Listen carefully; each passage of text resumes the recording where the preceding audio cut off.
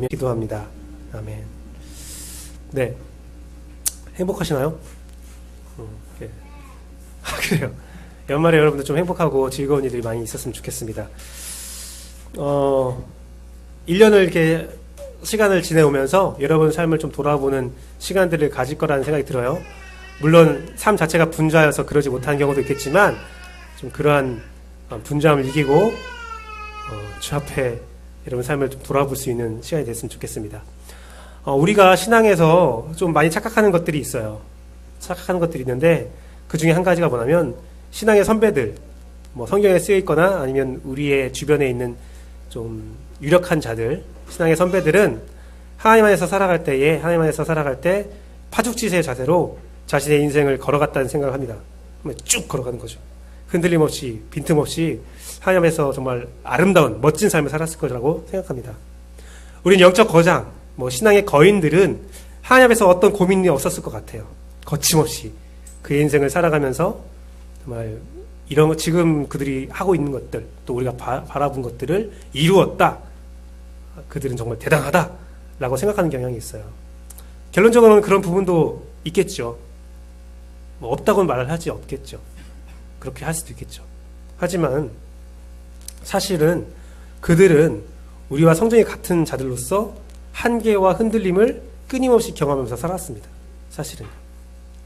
성경 말씀에 이런 말씀이 있어요. 엘리야는 우리와 성정이 똑같은 사람이다 라는 말이 있거든요. 그게 뭐예요? 엘리야도 고통스러웠다. 엘리야도 고민했다. 우리가 생각한 것처럼 능력과 기사를 행하면서 정말 파죽지세의 자세로 하나님을 따라 산 것이 아니라 우리와 똑같다. 너희가 하는 것과 똑같은 모습으로 살고 있다라는 거죠. 사실 그들은 우리와 성장이 같은 사람으로서 같이 흔들리고 같이 한계를 느꼈다는 사실을 우리가 기억해야 돼요. 더 놀라운 사실은 하나님도 우리가 그들의 한계를 알기를 원하셨다는 거죠. 그래서 성경 곳곳에는 영적 거장의 흔들림과 실패와 고뇌의 기사들이 기록되어 있다는 겁니다. 네. 되게 성경은 역사책이라고도 하잖아요. 하나님의 역사책인데 다른 역사책과 좀 달라요. 다른 역사책은 어떻습니까? 전 세계의 인류의 역사를 바라봤을 때 그들의 역사책은 그들의 과오는 숨기고 그들의 업적만을 높여요. 거의 반신 그런 모습으로 세상에 알려지길 원하죠. 역사에 알려지길 원해요. 그런데 성경은 달라요. 성경은 그들은 신이 아니다. 그들은 인간이다. 그들은 실패했었다. 라는 것들을 지속적으로 보여줍니다. 그건 하나님께서 우리들이 그 영적 거장들의 실패를 보기를 원한다는 거죠. 심지어 예수 그리스도조차 십자가 앞에서 고뇌했다는 것. 그 가운데서 우리에게 큰 위로와 깨달음이 있기를 바라요. 육신이 입은 사람은 모두 자신의 인생길에서 두려움을 가지고 산다는 거예요. 불편을 가지고 살고 고통을 가지고 살고 고민을 가지고 산다는 겁니다. 이러한 두려움과 고뇌, 괴로움은 대부분 역경 가운데서 일어나는 감정이라고 생각하죠. 역경이나 어려움 가운데서 일어나는 감정이라고 생각해요. 그런데 오늘 본문은 참 특이한 환경 가운데서, 특이한 상황 가운데서 고민을 하는 경우가 나와요. 인생의 여정의 가장 기쁜 순간, 모든 것이 허락되어지고 가야 할 것이 분명하고 하나님의 뜻이 분명한 순간에, 어찌 보면 이제 탄탄대로의 황금길에 서 있는 순간에 불안해하고 두려워하는 야곱의 모습이 그려져 있다는 거죠. 본문 3절에 우리가 함께 말씀을 봤었는데요. 본문 3절의 말씀에 보면 이렇게 되어 있죠. 하나님이 이르시되 나는 하나님이라. 그래서 그렇게 해서 하시는 말씀이 무엇입니까? 두려워 말라. 애굽으로 내려가기를 두려워 말라. 우리가 저번 주까지 봤던 모습은 어떤 모습이에요? 야곱의 삶은 어떤 모습이었어요? 본문 전의 상황은 죽은 줄 알았던 요셉이 살아 들어왔어요. 행복하죠. 그것도 애굽의 총리가 되었어요. 놀라운 역사죠. 가장 강대국의 가장 큰 힘과 영향력을 가진 사람이 내 아들이에요. 또한 바로의 제안과 요셉의 제안으로 야곱의 모든 가정이 애굽으로 가서 그 힘든 기근을 피하게 되었어요. 이는 바로의 뜻만이 아니라 요셉의 입술을 통해서 하나님이 다 계획하신 거다라는 것을 온 가족이 다 들었어요. 하나님의 뜻이 분명해요. 정말 좋은 길이고 하나님의 뜻이 분명한, 하나님이 허락하고 계획하신 그 뜻을 걸어가는데 기쁘고 즐겁고 감사한 마음으로 파추치세의 모습으로 가자 해야 되는데 야곱은 두려워하고 있다는 거예요. 다들 기뻐할 때 야곱은 두려워하고 있다는 겁니다. 이상하죠. 어색하죠. 익숙하지 않죠. 여러분, 저는 여러분에게 먼저 이 말씀을 드리고 싶어요. 여러분이 아무리 하나님 안에서 하나님의 길이라 명확하다, 문제없다, 이건 평안하고 기쁜 길이다 라는 것이 확신이 되고 모든 사람들이 그렇게 말을 하고 여러분도 맞아 라는 생각이 들어도 흔들리고 두려울 수 있어요. 난 왜 두렵지? 난 왜 힘들지? 내가 갈 길이 명확한데 왜 난 두렵지? 내가 이상한 건가? 내 믿음이 부족한 건가? 아니요. 자연스러운 거예요. 그럴 수 있어요. 화면에서 걸어가도 여러분이 하나님의 등불을 가지고 가도 이 세상의 삶은 안개 속을 걸어가는 것처럼 뿌에서 희미해서 우리는 그렇게 두려울 수 있어요. 바울 사도도 그 말을 했습니다. 신앙의 여정을 보면서 이렇게 말을 했습니다. 우리가 지금은 거울을 보는 것처럼 희미하나 나중에 되면 마주 보는 것처럼 명확해지리라는 말씀하셨는데, 그 당시 거울은 뭐였냐면요, 그 청동 그릇 혹은 돌 그릇에 물을 붓는 거예요. 우리가 구석기 시대에 박물관 가면 청동 거울이라고 해서 거울이 있는데, 청동 거울을 막 닦아서 거기서 비치는 얼굴을 보는 게 아니라 접시 형태로 되어 있거든요. 접시 형태로 되어 있으면 거의 물을 보여. 그럼 그 물에 비치는 나의 모습을 보는 건데요. 잔잔할 때는 내 얼굴이 보이죠. 색감도 잘 보여요. 하지만 바람이 불거나 흔들리면, 물결이 일으면 내 얼굴이 일렁일렁거리면서 희미하게 보이게 되죠. 바울사도가 그 말을 하는 거예요. 우리의 삶이 때로는 청동거울 보는 것처럼 명확해 보이기도 하고 색감도 잘 보이기도 하지만 주위 환경이 흔들리거나 네 마음이 흔들리면 일렁일렁거리면서 우리의 삶 자체가 희미해 보일 수가 있다. 하지만 희미해 보여도 걱정하지 마라. 두려워도 걱정하지 마라. 그 길을 하나님 안에서 걸어가다 보면 하나님이 언젠가는 그 거울을 치워버리고 자신의 얼굴을 보여주는 명확한 때가 반드시 있을 거다라는 말씀을 하고 있는 거거든요. 윤곽이 보여도, 윤곽만 보여도 흔들림이 있어도 그게 맞다 생각한다면 두려움이 있어도 그 길을 확신하고 걸어가라는 거예요. 항상 하나님이 너에게 명확하게 그림을 그려주는 것은 아니다라는 거예요. 윤곽만 보여줄 수도 있다. 그것이 흔들릴 수도 있다. 그 말을 하고 있다는 거죠. 바로 오늘 그 말씀이 오늘 본문의 야곱에게 나타난 거죠. 명확해 보였어요. 행복했어요. 하지만 그의 마음의 두려움을 완전히 없애지는 못했다는 겁니다. 우리가 하나님의 뜻에 맞게 살아가고 있어도 불안한 마음이 있을 수 있고 불확실한 마음 가운데서 그 끝모를 안개 속을 떠듬거리면서 어렴풋이 보이는 희미한 빛을 따라 걸어가는 심정이 있을 수 있어요. 아니, 그 심정이 인생의 대부분일 거예요. 그 심정이 왔을 때 이상히 여기지 마세요. 두려움이 있을 때 절대 이상히 여기지 마십시오. 사랑하는 씨앗심리교회 성도 여러분, 이런 두려움과 불안감을 이상히 여기지 말고 신앙에서의 두려움은 자연스러운 감정이라는 생각을 가지고 살아가십시오. 물론 사단이 그 두려움을 가지고 나의 영혼을 공격할 수도 있어요. 공격이 들어올 수 있어요. 하지만 두려움과 불안을 통해서 내가 믿는 하나님을 더욱더 의지하고 만날 수 있다는 사실을 기억하세요. 그 반전이 있다는 사실을 기억하세요. 여러분, 싸움을 할 때, 싸움 많이 해보셨나 모르겠는데, 싸움을 할 때 가장 무서운 상대가 누군지 아세요? 제 기준에서는 반응하지 않는 성벽 같은 사람이에요.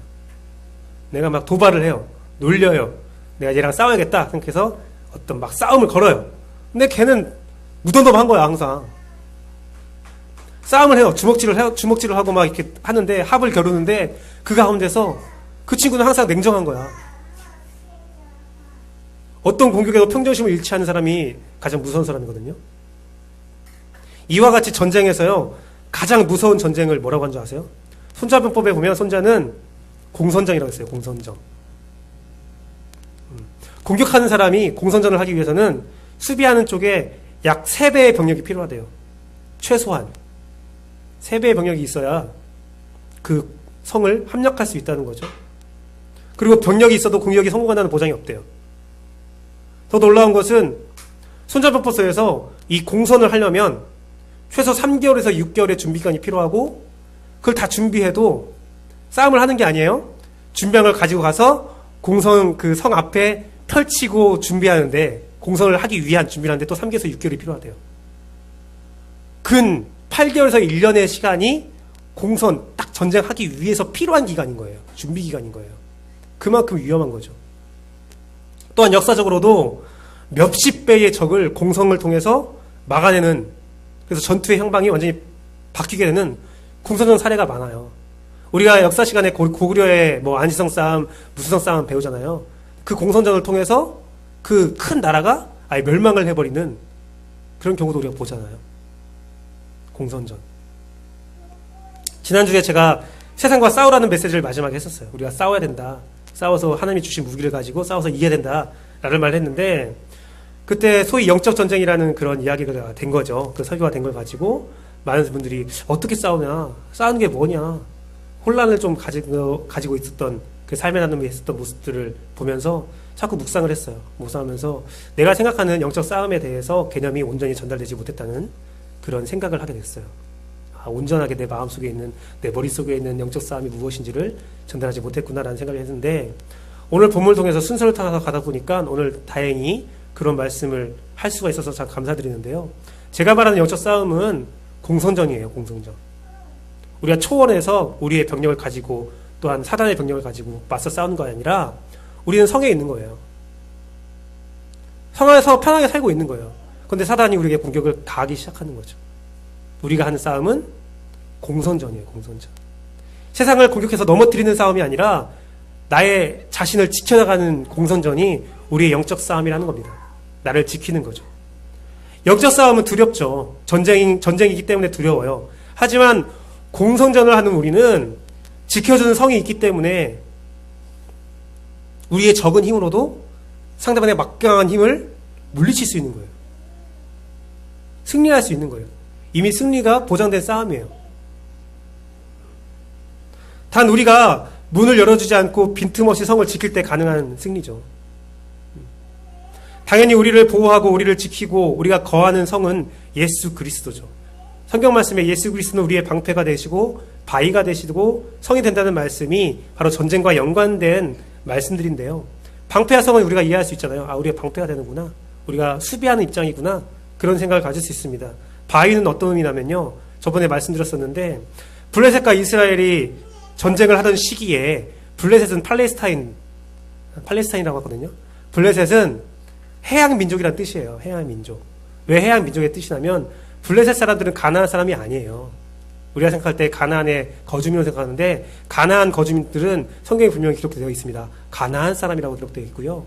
블레셋 사람들은 가나안의 그 지중해와 연하는 그 평양선상의 도시국가를 세운 사람들인데 해양 민족이라고 해서 그리스에서 넘어온 전쟁 난민들이에요.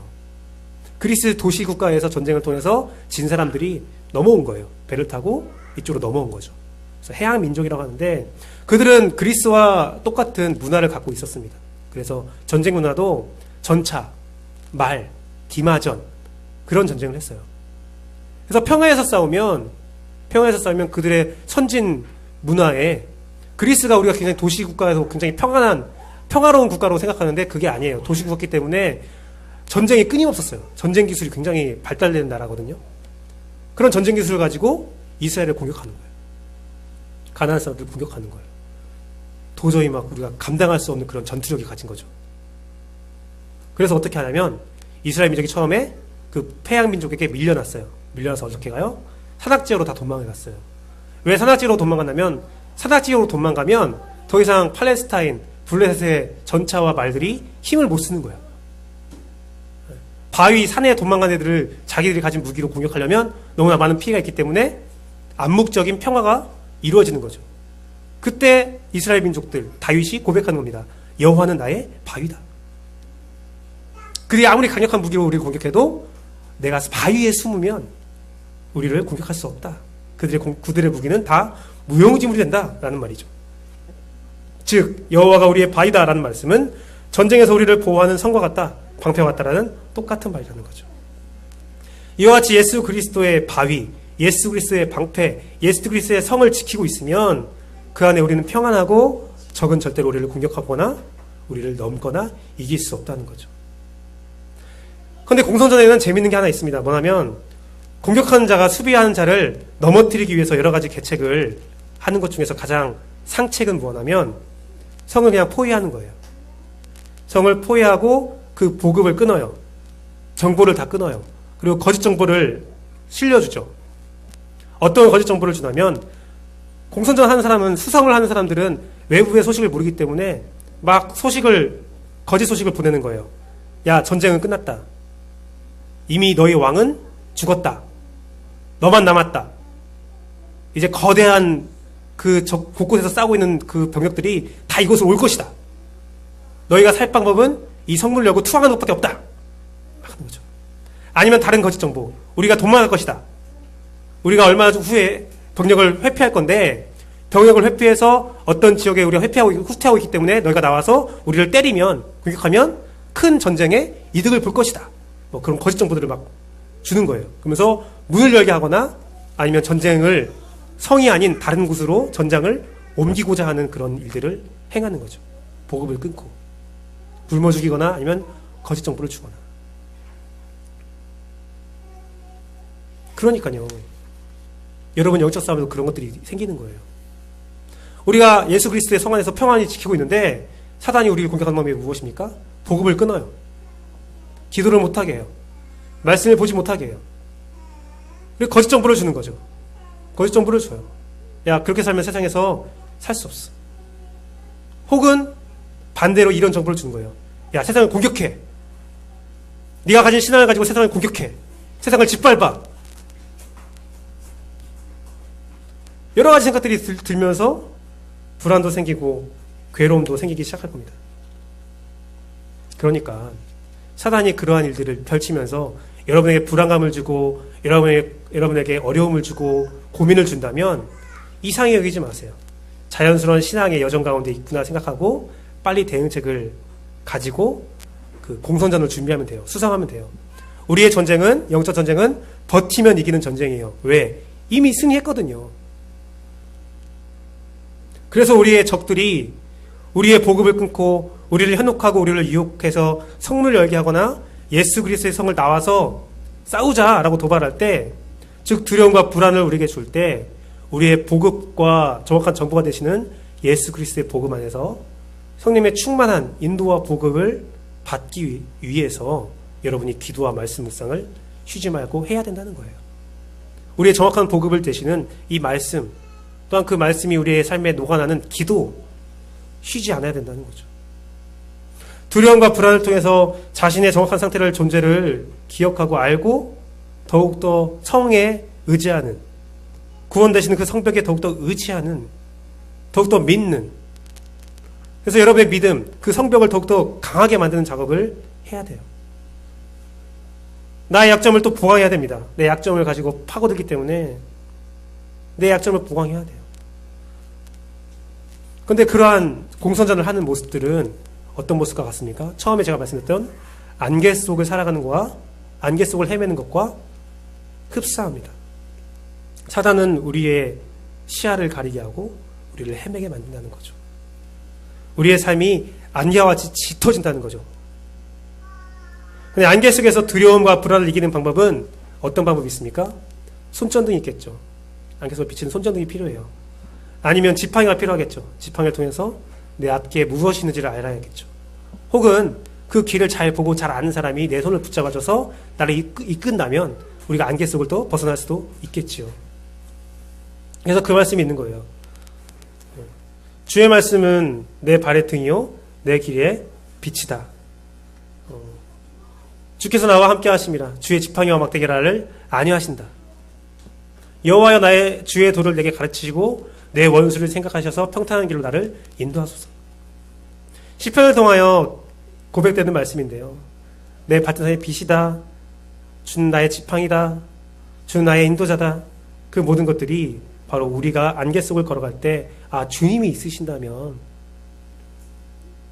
내가 안개 속을 걸어갈 수 있겠구나. 나에게 교훈과 위로를 주는 말씀인 거죠. 우리 구주 예수 그리스도는 어떤 상황 가운데서도 여러분을 버리지 않고 우리를 버리지 않고 인도하고 있다는 사실을 기억하십시오. 심지어 우리 안에서 거하시면서, 내 안에 함께 거하시면서 나를 면밀히 관찰하시고 나의 길을 인도한다고, 나의 길이 끝나는 그 여정의 끝에는 정말 명확한 하나님의 뜻이 보이게 될 거라고 선포하셨어요.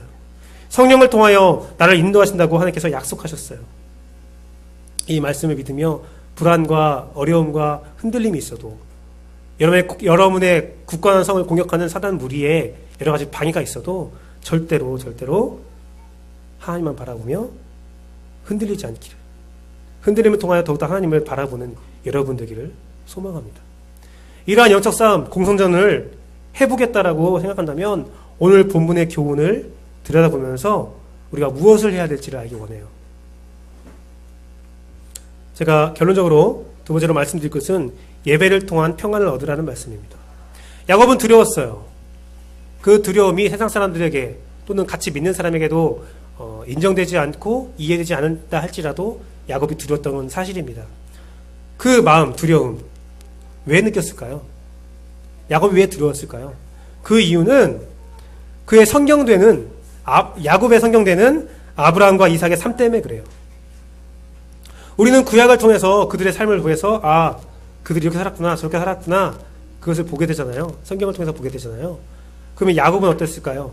그 당시에 성경이 없었기 때문에 그의 조상의 삶, 그의 조상의 경험이 그의 성경이 되는 거거든요. 한번 보십시오. 아브라함과 이삭, 야곱의 할아버지와 아버지가 어떠한 일이 있었는지 둘 다 기근을 만났었어요. 가나안 땅에서 기근을 만났어요. 그걸 통해서 제가 가나안 땅에도 기근이 있다, 약속의 땅에도 기근이 있다라는 설교를 했던 적이 있었는데 어쨌든 기근을 만났어요. 그 기근을 만났을 때 아브라함과 이삭이 선택한 해결 방법이 무엇이었습니까? 애굽으로 가는 거였어요. 풍요로운 애굽으로 가는 거였어요. 그래서 어떻게 됐습니까? 애굽으로 가서 아브라함도 이삭도 호되게 혼났어요. 호되게 혼나고 다시 가나안 땅으로 도망치듯이 돌아왔어요. 지금 야곱의 삶이 어떻습니까? 기근이 왔어요. 기근이 왔어요. 어떻게든 가나안에서 버티려고 했는데 애굽으로 가야 된다는 뜻이 딱 왔어요. 아싸! 그럴까요? 그가 믿었던, 그가 경험했던, 그가 알고 있던 말씀이 뭐라고 했습니까? 기근을 만났을 때 애굽에 가면 혼난다. 그래서 기쁜 마음으로 애굽으로 가는 중에도 그의 마음에 불안한 거예요. 내가 지금까지 믿었던 신앙, 내가 지금까지 성경 봤던 말씀은 가지 말라는데 나 가도 될까? 두려운 거예요. 아주 좋은 자세인 거예요. 두려움이 생기는 거, 야곱의 두려움 진짜 좋은 자세예요. 이 삶에서 야곱이 두려워했다는 것, 다른 자들은 두려워하지 않았다는 것은 야곱은 정말 놀라운 신앙을 가지고 있었다, 굳건한 신앙을 가지고 있었다, 올바른 신앙을 가지고 있었다라는 반전이에요. 대변이 되는 거예요. 두려운 게 사실이에요. 그들이 가진 신앙에 비추어 봤을 때는 이건 말도 안 되는 이야기거든요, 지금. 그래서 애굽으로 가는 아이시와 같은 지역, 부엘세바에서 왕의 대로와 또 이제 그 해안도로가 이렇게 갈리거든요. 이제 거기에서 이제 아래로 내려가서 애굽으로 갈지 윗길로 가서 애굽으로 갈지 결정되는 그 곳이 있는데, 아래로 내려면 기네스 바네아, 바로 그 왕의 대로를 통해서 출애굽했던 백성들이 기네스 바네아에서 가나안 땅을 염탐하잖아요. 그런 길로 가는 기네스 바네아가 있고 또 아주 위쪽으로 가는 또 길이 있는 거예요. 부엘세바, 바로 아이시 같은 교통의 요충지였는데 거기서 멈춘 거예요. 오늘 본문 말씀 보면 부엘세바에서 희생제사를 드렸다고 되어 있잖아요. 부엘세바에서 희생제사 드린 것은 바로 그거예요. 가다 보니까 계속 생각하고 묵상하고 고민하다 보니까 두려움이 커지고 이게 맞나 싶은 거예요. 그래서 야곱은 한번 돌다리를 두드려 보기로 결정한 거죠. 신앙의 예언이라는 게 있어요. 예언이라는 거, 예언. 제가 몇 번 말씀드렸는데 예언은 히브리어로 라바라고 하는데 그 뜻은 과거를 보며 노를 저어 앞으로 나아가라는 뜻이거든요. 예언은 우리가 생각한 것처럼 그 미래만 보는 게 아니라 과거의 선례를 보면서 과거에 있었던 이 말씀을 보면서 내가 어떻게 살면 하나님께서 어떻게 해주실 거야 라는 그런 내 미래를 예측하는 거라고 하는데, 바로 야곱이 하고 있는 것이 바로 이거죠. 내가 가진 말씀을 비추어 봤을 때 내가 지금 이 상태로 애굽에 가면 크게 혼날 수도 있어. 확인해야 돼 라는 거죠. 잠시 멈춰서 확인해야 돼. 누가 봐도 명확하고 누가 봐도 기쁜 일이고 명확하지만 멈춰보는 거예요. 성경 말씀을 비춰봤을 때, 내가 가진 신앙을 봤을 때 정상적이지 않다면 멈춰야 돼요. 그리고 무엇을 해야 됩니까? 멈추고 예배를 드려야 돼요. 하나님의 말씀을 들어야 돼요. 하나님의 말씀을 기다려야 된다는 겁니다. 이 중요한 순간에 브엘세바에서 제사를 드리는 것은 야곱의 신앙이 고백이 담긴 거예요. 지금 브엘세바까지 오기까지 야곱이 애굽으로 가는 결정을 한 이유는, 야곱이 애굽으로 가는 그 여정은 누구의 허락을 받아서 가는 겁니까? 바로와 요셉의 허락을 받아서 가는 거예요. 물론 요셉은 하나님께 그런 말씀을 들었다라고 성경 말씀에 기록되어 있지만, 하나님의 계획이라고 기록되어 있지만, 야곱 입장에서는 검증되지 않은 거거든요. 아직 자기 자신에게는. 내가 지금 걸어가고 있는 것은 바로가 허락한 거예요. 세상이 허락한 거예요. 그리고 요셉이 허락한 거예요. 내가 믿고 있는, 혹은 나와 면밀한 하나님의 말씀을 잘 들을 수 있는 누군가가 알려준 거예요. 하지만 야곱은 멈춥니다. 그리고 제사를 드립니다. 그가 어떤 고백입니까? 주님, 나를 움직일 수 있는 것은 요셉도 아니고 바로도 아니라 오직 하나님입니다. 라는 고백이죠. 야곱의 제사는 하나님께서 허락하지 않다면 난 움직이지 않겠습니다. 라는 고백이죠. 지금 모든 것이 갖추어졌습니다. 세상도 갖춰졌고 신앙의 자세도 갖춰졌습니다. 모든 것이 갖춰졌지만 난 하나님의 허락이 없으면 두렵습니다. 나의 주인, 나의 피할 성은 오직 여호와 하나님이기 때문입니다. 세상이 이해하지 못하고 나도 이해할 수 없는 이 두려움을 이길 수 있는 것은 오직 한 가지입니다. 여호와 하나님께 내가 피하는 것입니다. 그 고백을 하고 있는 거예요. 전쟁 가운데 지켜줄 강한 성, 안개 속을 걸어갈 수 있게 하는 빛과 지팡이 인도자, 그것이 어디에 있습니까? 우리의 구원의 성, 빛 대신 예수 그리스도, 말씀, 성령님의 충만한 인도, 이 모든 것이 어디에 있습니까? 그것을 어디서 구할 수 있겠습니까? 그 종합 선물 세트가 어디에 있습니까? 예배죠. 구약시대의 제사가 됐다면 신약시대의 예배죠. 예배를 통해 우리의 삶을 예수 그리스도께 제물로 드리는 그 예배, 진정한 예배, 단순한 그냥 어떤 조건들이 갖춰지는 예배가 아니라 우리의 삶에 전반적으로 드릴 수 있는 그 진정한 삶의 예배, 예수 그리스도의 뜻과 은혜, 평안의 복을 받는 예배, 고대의 제사와 같은 예배를 드려야 된다는 겁니다. 보십시오. 희생 제물을 드린 야곱에게 하나님은 나타나 자신의 말씀을 전하고 그를 평안하게 합니다. 이 말씀이 허락되기 전에는 야곱의 여정은 바로와 요셉을 통해서 애굽에 가는 것은 행동이었다면, 말씀이 허락된 뒤에는 하나님을 통해서 애굽에 가는 행위로 바뀌게 됩니다. 똑같은 행위예요. 행위의 모습은 똑같지만 그 의미와 그 목적이 달라지게 됩니다. 제사 예배를 통해서 야곱의 행동의 주인이 달라졌어요. 삶의 의미가 달라졌어요. 삶의 이유가 달라졌다는 겁니다. 사사기 말씀을 보면 후반부에 이런 말씀이 있어요. 이스라엘의 왕이 없기 때문에 자기 뜻대로 행했다. 네, 제가 연말 말씀으로 지금 생각하고 있는데, 송구영신의 말씀을 생각하고 있는 건데, 왕이 없으니까 자기 뜻대로 행했대요. 그리고 사사기서를 딱 지나서 사무엘서에 나타나는 말씀이 뭐가 있는 줄 아세요? 이제 왕을 요구해요. 이스라엘이 왕을 요구하는데, 그 왕을 허락하면서 하나님께서 사무엘을 통해서 이렇게 말씀합니다. 사무엘서 상 8장 18절 말씀인데요. 왕을 너네가 원해서 택하면 왕 때문에 너희들이 부르짖어도 내가 응답하지 않겠다라고 선포해요. 왕 때문에. 이게 무슨 말입니까? 너희의 왕이 누군가가 된다면, 뭔가가 이루어졌다면 난 너에게 더 이상 너희의 부르짖음에 선포할 이유가 없다. 너네 왕에게 가서 말해라. 너네가 그걸 원하지 않냐라는 거예요. 왕이 없어서 지멋대로 했어요. 하나님이 나의 주인이 아니기 때문에 내 멋대로 내가 왕이 된 거죠. 한 것처럼 네 한계를 느끼고 네 멋대로 해서 아픔이 있어서 다시 왕을, 어떤 존재를, 내 삶을 인도할 존재를 간구했다면, 그게 내가 아니라면, 여호와 하나님이 아니라면 난 너에게 응답할 이유가 없다라는 거예요.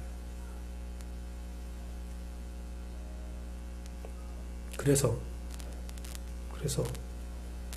같은 일을 해도 주인이 다르면 하나님 응답하지 않는다는 겁니다. 형사적으로 볼 때는 똑같은 일이에요. 귀한 일이에요. 주의 일 같아요. 하지만 그의 마음속에 깊은 곳에 주인이 다른 쪽에 있다면, 왕이 다른 거라면 하나님은 응답할 이유가 없죠. 그래서 나의 모든 것, 하나님께 응답받는 삶의 방법, 나의 모든 것들이 하나님이 주인이라는 고백과 주장을 담을 수 있는 것이 무엇이냐? 예배. 예배를 통해서 말씀을 얻는 삶, 허락받는 삶. 여러분이 말씀을 얻는다는 것은 무엇입니까? 비로소 여러분의 삶의 주인이, 나의 왕이 하나님이라는 고백이 있을 때 응답받을 수 있는 거예요. 응답이 없다, 내 삶에 응답이 없다, 생각해 보세요. 나의 삶의 주인이, 나의 삶의 왕이 하나님이 아닐 수도 있다는 거예요. 그래서 우리에게 예배가 허락된 것은 예수 그리스도의 보혈의 은혜고 가장 큰 복이라는 겁니다. 은혜는 우리의 상태에 무관하게 주어지거든요. 사실 은혜라는 것은 우리가 어떤 것을 하지 않아도 주어진 게 은혜예요. 내가 어떤 거에 대한 보상이 아니잖아요. 은혜라는 것은. 그건 뭐예요? 우리가 원수 되었을 때, 죄인 되었을 때 예수 그리스도의 희생으로 말미암아 우리에게 하나님의 소유가 되었다. 우리가 하나님의 소유가 되었다. 우리의 주인이 하나님이 되었다. 그게 은혜잖아요. 내가 원수였는데, 내가 죄인이었는데, 난 아무것도 하지 않았는데 우리가 하나님의 응답받을 수 있는, 예배할 수 있는 제사장이 되었다. 이게 은혜잖아요. 그렇기 때문에 그 은혜를 여러분이 이미 받은 사람들이기 때문에 여러분 신앙에 불안감이 있어도, 여러분 신앙에 부족함이 있어도, 여러분 어떤 상황 가운데서도 예수 그리스도의 보혈을 의지하면 예배할 수 있고, 어떤 상황 가운데서 예수 그리스도의 성 안에 들어가면 어떤 공격에도 무너지지 않고 평안할 수 있다는 거예요. 가장 안 좋을 때, 가장 밑바닥에 있을 때 이미 그때 예수 그리스도의 보혈로 여러분은 구원받기 때문에 여러분이 예수 안에서 어떠한 상태에 있다 할지라도 그때만큼 나쁘진 않은 거예요. 여러분 예배할 수 있는 특권이 있어요. 여러분은 예수 그리스도가 강한 성이 되어서 여러분을 영적 전쟁의 승리로 이끄시는 축복, 복을 이미 가지고 있다는 거죠. 우리의 영적 전쟁은 그러하니 내 안에서 그를 지키며 안개 속에서 빛과 지팡이를 가지고 인도자의 인도를 따르는 거죠. 내 삶이 달라지는 것도 의미하지만, 내 삶이 방법이 달라질 수도 있어요. 하지만 전혀 달라지지 않아도 내 삶의 이유와 내 삶의 주인이 달라진다면 여러분 삶은 완전히 달라진 거예요. 내 삶을 지도하고 인도하는 주체가 달라진 거죠. 이제는 나의 장막을 움직이는 것이 바로나 다른 존재가 아니라 오직 하나님의 말씀, 주의 말씀이 나의 장막을 움직이는 거예요. 하나님이 나가라고 하면 나가고, 하나님이 멈추라고 멈추는 출애굽의 예정같이 되는 거예요. 나를 움직이는 것은 바로 예수 그리스도의 보혈의 은혜와 성령의 충만한 인도하심이 나의 삶에 불기둥되고 구름기둥이 되어버린 거예요. 그 삶을 얻을 수 있는 방법은 바로 예배라는 겁니다. 예배. 말씀을 맺도록 하겠습니다. 제사를 통해서 하나님께 응답을 받은 야곱은 안개를 벗어나서 두려움을 이기고 평안함으로 길을 나아갑니다. 모든 가족이 애굽으로 넘어가죠. 그리고 바로 앞에 서서 어떤 모습을 씁니까? 되게 당당하게 서 있어요. 바로 앞에서 야곱은 바로를 축복해요. 바로 갔다 왔을 때 야곱이 축복했다는 말이 있어요. 그리고 바로가 어떤 질문을 했을 때 되게 평안하게 대답을 해요. 야곱이 가서 바로와 싸우지 않아요. 막 싸워서 바로를 이기지 않아요. 말로 막 누르잖아요. 토론하고 논쟁하지 않아요. 또한 바로 영향력에 들어가지 않아요. 바로 하라는 대로 시킨 대로 하지 않아요. 주체적인 하나의 독립체로 활동을 해요. 그 이유가 뭐예요? 소속 자체가 다르기 때문에 그래요. 야곱과 바로는 소속 자체가 다르기 때문이에요. 세상의 왕, 상관이 없는 거예요. 소속이 다르기 때문에 다투거나 싸우거나 영향을 받을 이유가 전혀 없어요. 밖으로 놓고 싸울 필요가 전혀 없어요. 그가 애굽에 온 이유는 바로가 허락해서 살 수 있는 게 아니에요. 야곱 입장에서는 하나님이 허락했기 때문에 그래요. 너랑은 상관없어. 거기에 사는 목적은 바로 야곱에게는 애굽에 사는 목적이 아니에요. 애굽은 지나가는 목적이에요. 본문 4절 말씀 볼까요? 4절 말씀 같이 보겠습니다. 같이 읽을게요. 둘, 셋. 내가 너와 함께 애굽으로 내려가겠고 반드시 너를 인도하여 다시 올라올 것이며 요셉이 그의 손으로 내 눈을 감기기라 하셨더라. 바로 입장에서는 넌 세상에 살고 있는 거야. 내가 허락해서 이 땅에 살 수 있는 거야. 하지만 야곱의 입장은 무엇입니까? 난 여기 사는 거 아닌데? 나는 여기 갔다가 다시 가나안에 가야 되는데, 다른 자들의 목적은, 이것을 모르는 사람의 목적은 애굽에 살아야 돼. 애굽에 살려면 두 가지 방법이 있어. 바로의 말에 순종하거나 바로를 이기거나. 우리가 생각하는 영적 싸움이죠. 내가 세상과 싸워서 이기거나 세상과 함께 하거나. 하지만 야곱은 다른 거예요. 난 여기 사는 사람이 아닌데, 난 나그네인데, 하나님은 나에게 분명히 말씀하셨는데 애굽에 갔다가 가나안으로 다시 돌아올 거야. 하나님이 나를 이끌어 가나안으로 갈 거야. 우리가 신앙 안에서 가나안을 뭐라고 합니까? 천국이라고 하죠. 천국. 근데 하나님은 무엇입니까? 여러분이 세상에서 살아가게 허락했지만 여러분의 끝은 난 널 세상에서 살고 죽게 하는 게 내 목적이 아니다. 세상에 살지만 너를 이끌어 내가 너를 천국으로 같이 올라갈 거야 라는 말씀을 하고 있다는 거죠. 그거예요. 하나님은 우리에게 이렇게 응답하시고 우리를 이렇게 인도하는 거예요. 우리가 예배를 드릴 때 우리의 눈의 시선이, 세상을 바라봤던 시선이, 세상의 주인을 바라봤던 시선이 하늘을 바라보고 천국을 바라보면서 살아갈 수 있는 거예요. 그걸 통해서 우리가 세상을 오히려 축복하고 그들을 인도할 수 있는 거죠. 세상을 하나님과 함께 세상에 살아갈 때, 애굽에 살아갈 때 그들을 축복하며 살게 하고, 그 여정이 끝났을 때, 그 모든 기간이 끝났을 때 하나님은 우리를 인도해서 가나안으로 다시 돌아가게 할 거예요. 그게 우리의 삶의 진정한 모습이라는 거죠. 우리는 여러 가지 방법으로 세상을 살고 있습니다. 우리가 이 세상에 살고 있는 이유는 하나님께서 당신을 이 세상에 살게 허락했기 때문이죠. 세상이 우리를 허락한 것이 아니라 하나님이 우리를 허락한 거죠. 2012년도에 마커스라는 그 그룹에서 찬양 중에서 제 마음을 울렸던 찬양이 있어요. 감동을 줬던 찬양이 있는데, 그게 뭐냐면 그가 이 세상에 오신 이유라는 찬양이에요. 그게 제 마음을 울렸던 이유는 뭐냐면 예수 그리스도가 이 세상에 오신 이유라는 그 가사, 그 제목이었습니다. 그가 오신 것 자체가 우리에게 큰 은혜이고 그의 순종은 우리가 닮아야 된다라는 말을 많이 들었어요. 그가 우리를 위해서 왔다, 그가 우리를 위해서 희생을 당했다, 그가 우리를 뭐 했다라는 말 들었는데 좀 충격이었어요. 저한테 신선한 충격이었어요. 그가 이유가 있어서 왔다라는 그 이유라는 단어가 굉장히 저한테는 좀 남았어요. 단순히 그가 했다, 단순히 그가 이걸 했다, 그게 아니라 그 이유가 바로 너희를 위한 거다 라는 것이 굉장히 충격이었고, 그렇기 때문에 너희 삶에도 이유가 있다라는 그 말씀, 그렇게 이어가는 찬양 가사가 저게 충격이었어요. 그냥 단순히 고마우니까 닮아가야 돼, 고마우니까 뭐 해야 돼가 아니라 우리의 닮음도, 우리의 삶도 이유가 있다는 거죠. 단순히 예수 그리스도의 삶을 모방하는 것이 아니라 내 삶에서 이유를 찾아야 되는 것, 내가 왜 이것을 해야 돼? 라고 생각하는 것, 그 고민하는 것, 그게 필요하다는 말씀으로 들렸거든요. 그럼 그걸 찾는 것이 어딥니까? 예배라는 거죠.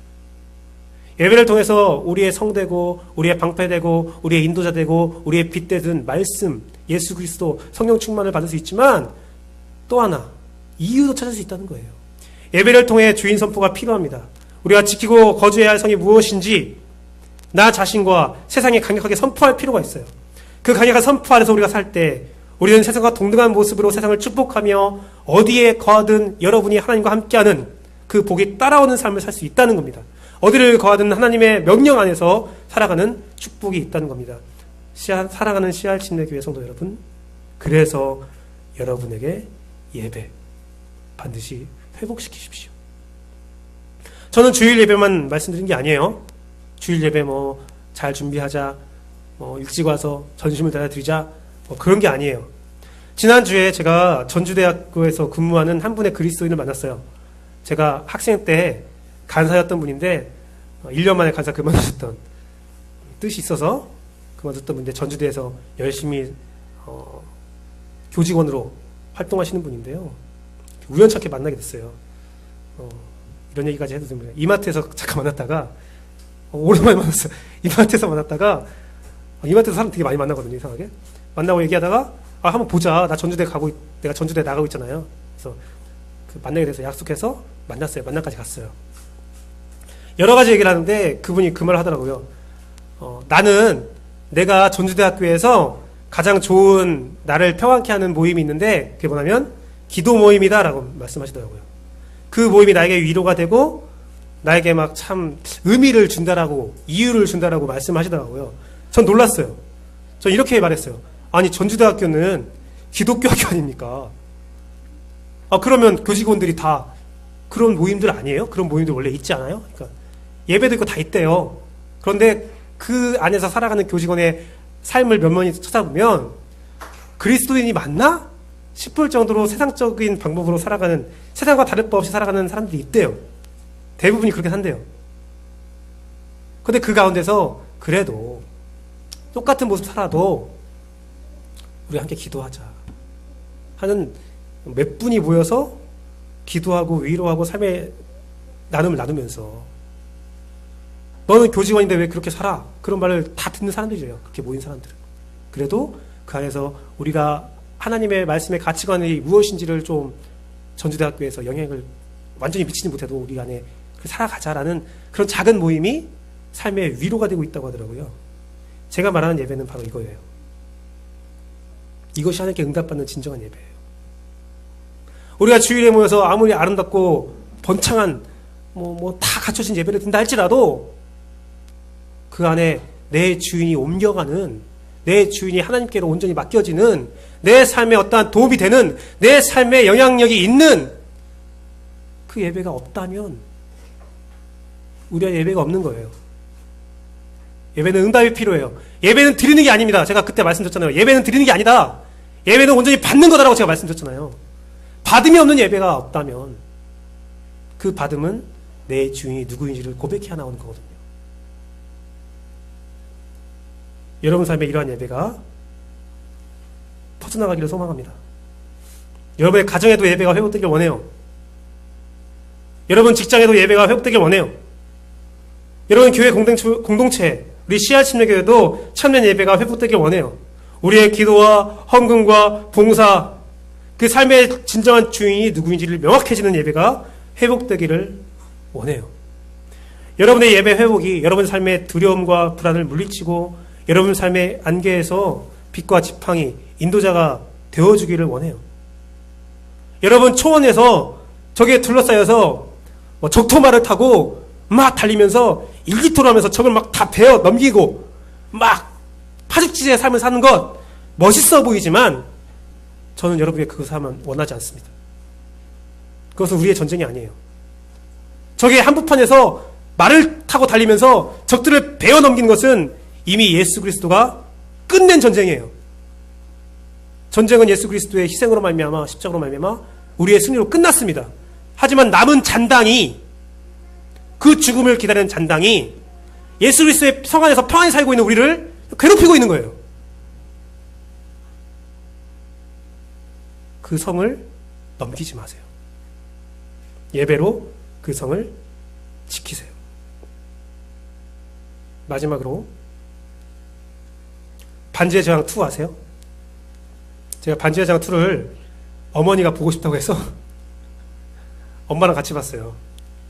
저는 반지의 제왕 1 봤는데 1 보고 막 너무 궁금해서 반지의 제왕 돌킨의 책을 다 읽었거든요. 다 읽었어요. 다 읽고 정말 재밌는 책이다. 근데 영화는 별로 관심이 없었어요. 영화를 보고 책을 봤지만 책을 보니까 영화가 정말 재미없게 만들었구나 걸 알게 됐거든요. 그 돌킨의 상상력을 완벽하게 구현하지 못했어요. 그런데 어머니가 2를 보고 싶다고 해서 그래 이것도 효도지 하는 생각하고 손잡고 가서 영화를 같이 봤어요.